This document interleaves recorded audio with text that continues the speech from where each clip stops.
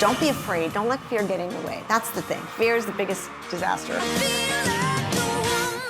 It's hard to talk about the icons of Canadian music without talking about Shania Twain. So Shania Twain is, get this, the best-selling female country artist of all time. And when I say Shania Twain, if you think like, man, I feel like a woman, or that don't impress me much, when Shania Twain was starting out, Canadian music was not on the map the way it is now.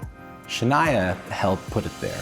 Man, I feel like a woman. Okay, so let's do this. Shania Twain, purely by the numbers. 75 million records sold worldwide. That don't impress me. 3 diamond certified albums, including 2007's Come On Over, the biggest selling album by a female artist ever. I'm so glad we made it. Almost 200 awards, including 7 Billboard Music Awards, 5 Grammys, and 12 Junos. But Shania Twain's legacy isn't just about the numbers. From her very first record, fans all over the world were drawn to Shania's outspokenness, her honesty, and the ability to fuse country and pop music in a way that hadn't been done before. But after reaching the pinnacle of success, Shania had to deal with some pretty big setbacks. A painful divorce from her husband and her longtime producer, Mutt Lange, losing her singing voice to dysphonia, a complication of Lyme disease. Shania was devastated, but maybe this is what's truly amazing about Shania. She never gives up.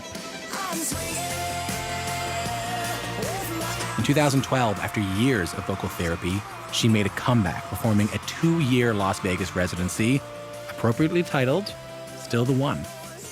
And last year, Shania released Now, her first album in 15 years. That album earned her nominations for Album of the Year and Artist of the Year at this year's Junos. I spoke with Shania about setbacks, comebacks, and being one of the most celebrated artists in the history of Canadian music. Oh, life's about joy, life's about pain, life's about to get good. So 15 years since Up, now you have Now. I'm really curious to find out whether the sensation of releasing a record feels the same. Do you remember how you felt the day that Now came out? I did. I felt very different this time around when Now was released than any of my other albums, because there was so much anticipation involved with this album, especially on my side. Yeah. I had been building up to it for so long.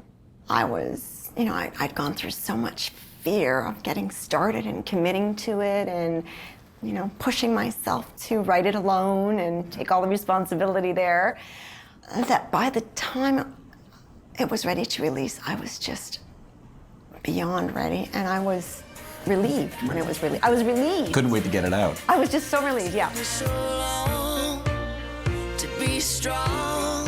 One thing in particular I want to talk about right now is what has to be a nightmare for any singer, which is dysphonia. Mm-hmm. What was the moment you realized something was wrong with your voice?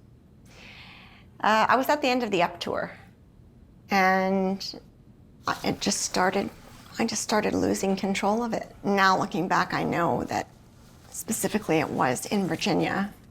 That's when I got bit by a tick and I was diagnosed with Lyme's disease. It was nearing the end of the tour, so I was tired anyway. So I didn't know that there was anything wrong with my voice until I was rested, and it still wasn't there. 7 years till I really, found, there was some glimpse of hope that I could determine what was really wrong. I can't imagine what that must be like. I was grieving. It was a real loss. You were grieving your voice? Oh, absolutely. Well, it must have been so liberating to make this record, Shania. Yes, it was very liberating. I mean, what was really liberating was just getting to the point of doing the Las Vegas residency. That was really the beginning of knowing and realizing that I could do something about the voice issue. And now, I learned so much through that. I actually learned even more about my voice by doing that. And I got better at it, better and better all the time. Do you have any advice for any young musicians or artists that might be listening to this right now? The best advice that I could give anybody coming up, or any artist listening anyway, is just to never lose sight of your own vision, because I know that especially as a female artist, we wear a lot of hats these days, hats that my mother never wore and my grandmother never wore. Doing it all can become exhausting, not just challenging, but exhausting. So how do you do it? So I would say my advice would be set your goals and don't compromise your goals. Don't compromise your goals. Don't be afraid. Don't let fear get in your way. That's the thing. Fear is the biggest disaster. It takes a lot of courage as a woman these days to be able to wear all those hats. One of my favorite signs during the Women's March on Washington was a sign that said, "I can't believe I still have to protest this." Right. Like, are there things that you see existing now that you can't believe are still in existence, still barriers that women face that you can't believe are still around? Women's equality is, it just seems like it's taking way too long for society to absorb or accept, Do you feel like something's changing, though? Like, some people are saying that we may be facing a cultural shift, that we may be in a situation where things are finally changing. I feel it. I'm feeling it more, like for me, from where I'm standing. When I released music years ago, what I was saying and doing was quite risky. Like what? My feminist attitude, and there were even men that would write in and say, why are you such a man hater? It was just in a place of its own that was definitely misconstrued. He lives like fast and he loves to fight. He's a bruiser, a loser. And so now, it's exactly what women are saying as a way to combat old issues that have been there forever. I think that women are probably about to enjoy a much different society, and the job is going to be keeping it there and maintaining it so that it never goes backwards.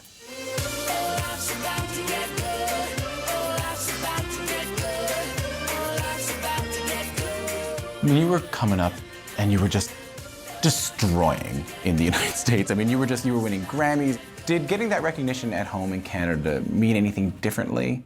You won, 12 Juno Awards? How can you not feel good about being supported by your own home country, right?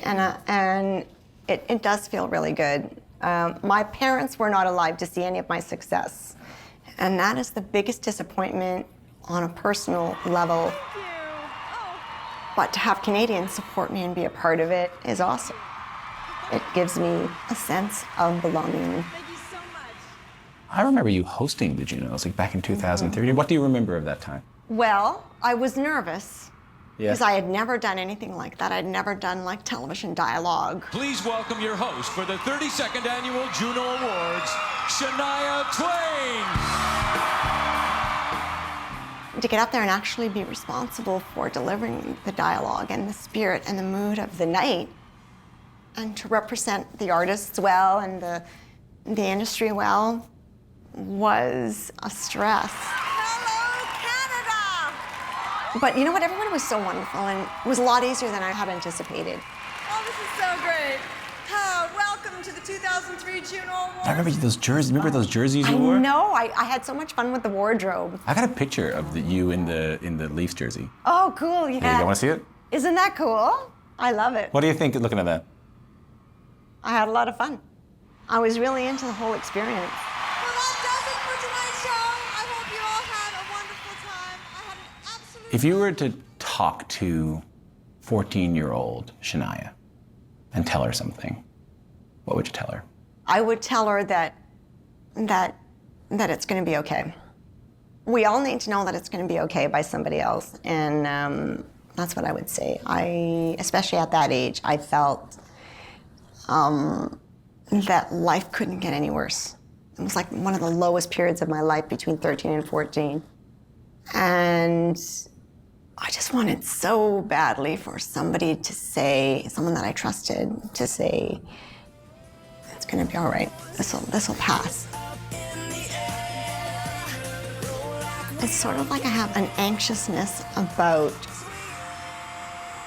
staying still. Staying still to me is like too vulnerable of a place to be.